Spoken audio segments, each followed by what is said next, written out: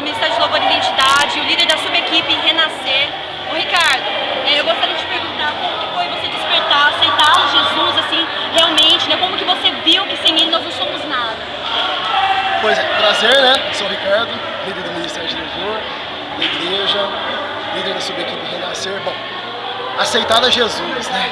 É algo tremendo.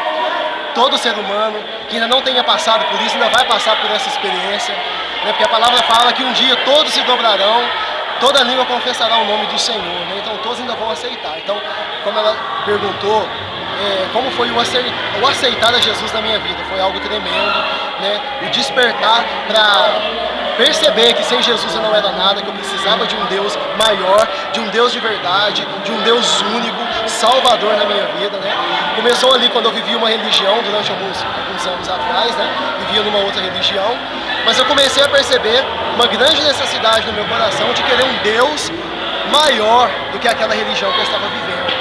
Então começou um chamado, né? Durante muitas circunstâncias da vida que apareceram, durante muitas coisas na vida que eu pratiquei, né? O meu chamado também começou lá no mundo já, quando o Senhor estava começando a despertar um chamado em mim. Então, conhecer a Jesus, aceitá-lo como o único e suficiente Salvador, foi o melhor presente que eu recebi na minha vida.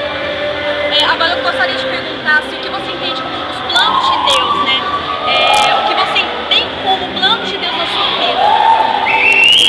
Planos de Deus na minha vida, né? Essa palavra é muito importante para mim.